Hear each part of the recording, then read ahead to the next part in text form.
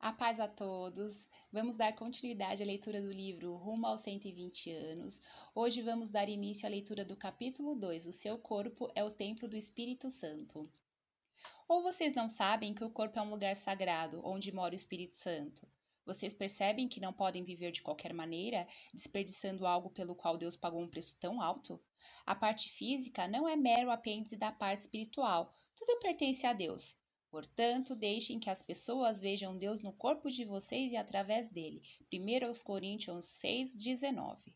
Greg Braden, desenhista de sistemas de computação aeroespaciais e geólogo-chefe da Phillips Petroleum, é um cientista conhecido hoje por unir o mundo da ciência e o mundo espiritual.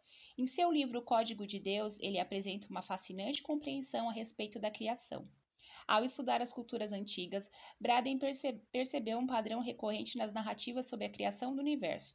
Os quatro elementos naturais, fogo, ar, água e terra, eram os elementos constituintes da criação. No alfabeto hebraico, cada letra tem um valor numérico. Braden, então, identificou o valor numérico da letra hebraica e fez a correspondência com a massa atômica reduzida dos elementos químicos da tabela periódica. A partir da correspondência entre os elementos naturais, a massa atômica reduzida dos elementos químicos e o valor numérico das letras hebraicas, Braden chegou à seguinte conclusão: fogo seria hidrogênio. O Sol é uma bola de hidrogênio. Então, a letra hebraica correspondente a hidrogênio seria Y. Ar seria nitrogênio, 70% da atmosfera, e a letra hebraica correspondente seria H. Água seria oxigênio, 88,39% da água pura, e a letra hebraica correspondente seria W. Juntas, essas três letras compõem o nome sagrado de Deus, YHWH ou YHVH. No telegrama, o HE aparece duas vezes. Com o acréscimo dos vocálicos, tem-se a transmissão Yahweh para o português, que se pronuncia Javé, forma preferível ao nome Jeová. Ainda Deus disse: façamos o homem à nossa imagem, conforme a nossa semelhança. Gênesis 1:26.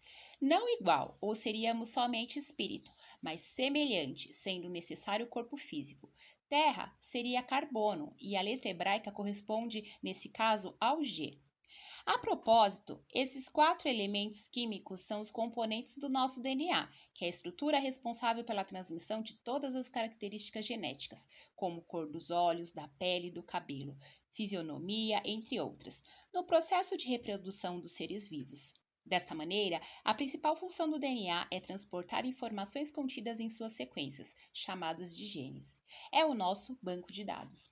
Aqui no livro tem uma tabela mostrando os elementos naturais: fogo, ar, água e terra. Fogo, hidrogênio, massa atômica 1, código numérico 1, letra hebraica Y. Ar, nitrogênio, 73% da atmosfera, massa atômica 5, código numérico 5, letra hebraica H. Água, oxigênio, 88,39% da água pura, massa atômica 6, código numérico 6, letra hebraica V. Terra, elemento químico carbono, massa atômica 3, código numérico 3, letra hebraica G. Essas letras formam a seguinte expressão em português, que está escrita em nosso DNA, em nossa célula do nosso corpo: Deus eterno dentro do corpo. Não é por acaso que a Bíblia diz que todo ser que respira louve ao Senhor. Aleluia. Salmo 150, verso 6. Em cada célula do nosso corpo está escrito o nome de Deus. Assim, toda a célula expressa, Neemias 1:9, ao lugar que tenho escolhido para ali fazer habitar o meu nome. Por isso, gratidão é o som dos céus. E o apóstolo Paulo apresenta em 1 Tessalonicenses 5:18, a atitude que traz vida e saúde. Em tudo dai graças, porque esta é a vontade de Deus em Cristo Jesus para convosco. Ao olhar para Jesus ali na cruz, testemunhamos um transbordar dessa atitude que nos alcançou e nos permitiu transbordar também. Portanto, Deus é Deus. Se Ele é Deus, é digno da minha adoração e do meu serviço. Não encontrarei descanso em nenhum outro lugar, a não ser em Sua vontade, e essa vontade é infinita, imensurável, indizivelmente maior que meus conceitos mais abrangentes do que Ele pretende. Em um experimento conduzido nos Estados Unidos, o DNA da placenta humana foi distribuído em 28 amostras. Essas amostras foram então colocadas em tubos de ensaio e disponibilizadas para um mesmo número de investigadores previamente treinados para sentir e expressar durante o processo diferentes sentimentos, incluindo fortes emoções. A experiência, que foi dividida em duas fases, descobriu que o DNA mudou sua forma de acordo com os sentimentos expressos durante a investigação. Na primeira fase, os investigadores sentiram e expressaram raiva, medo ou estresse. E ao observar a resposta do DNA, observou-se um processo de encolhimento, no qual os filamentos tornaram-se mais curtos e muitos códigos se apagaram. Na segunda fase, o material danificado na primeira fase retornou aos tubos de ensaio. Dessa vez, ele foi exposto aos sentimentos de gratidão, amor e estima expresso pelos investigadores. Como resposta a essa exposição, o DNA relaxou seus filamentos, tornando-os mais longos. Além disso, os códigos do DNA se reconectaram e os que estavam apagados foram escritos. Ao ler este experimento, imediatamente veio à minha memória Joel 2,25: restituir-vos-ei os anos que foram consumidos. Por isso, a Bíblia diz que a vida e a morte estão no poder da língua. O que bem a utiliza, come do seu fruto. Provérbios 18:21. Devemos, portanto, ser cuidadosos não só com o que ingerimos, veremos isso no decorrer deste livro, mas também com o que proferimos, pois as emoções e a forma de expressá-las alimentam a alma e, consequentemente, influenciam a nossa saúde.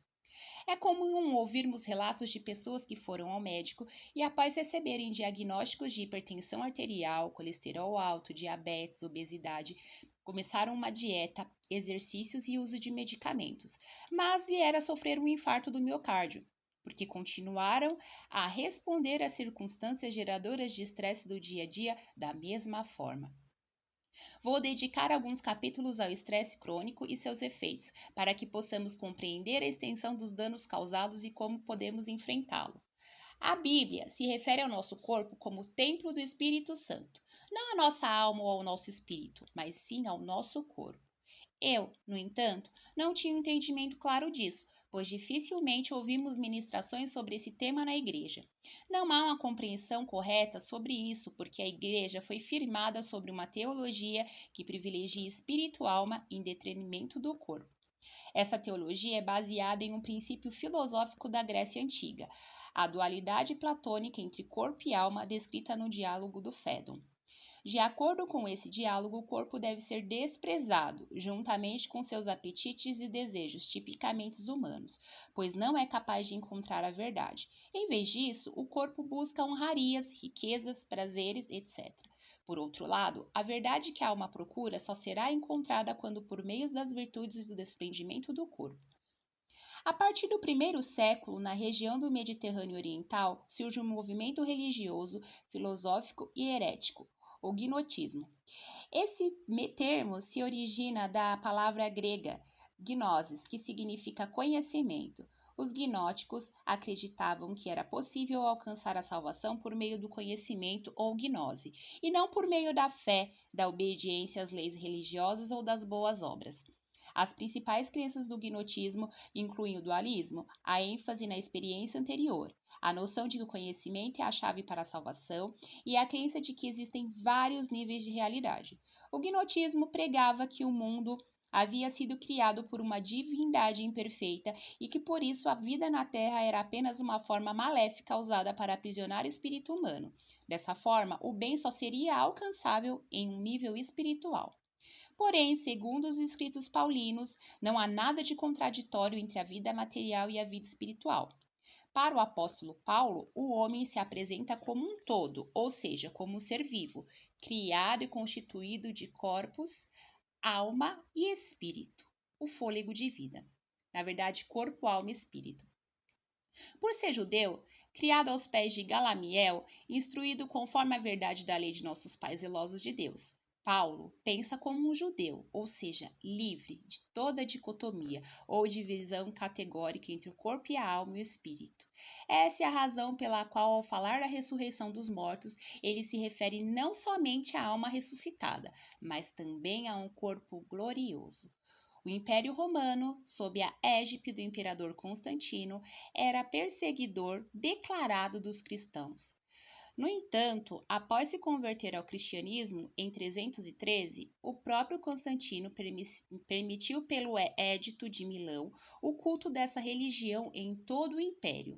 Em 391, por ordem do imperador Teodósio I, por meio do Edito de Tessalônica, o cristianismo não só se tornou a religião oficial de Roma, como todas as religiões pagãs passaram a ser perseguidas. A partir desse fato histórico, a Igreja cristã tornou-se uma instituição poderosa. Em razão disso, certas pessoas buscaram se associar à Igreja, pois naquele contexto fazer parte dessa instituição religiosa trazia vantagens econômicas, sociais e políticas.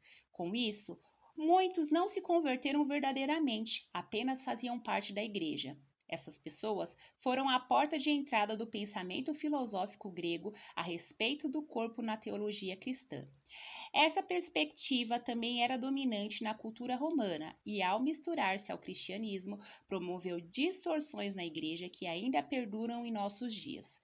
Sob a influência dessas distorções, tendemos a considerar importante apenas cuidar do espírito da alma, em vez de assumir uma postura integral de santidade que envolve o corpo. Deus abençoe. Amanhã nós continuamos a leitura do capítulo 2.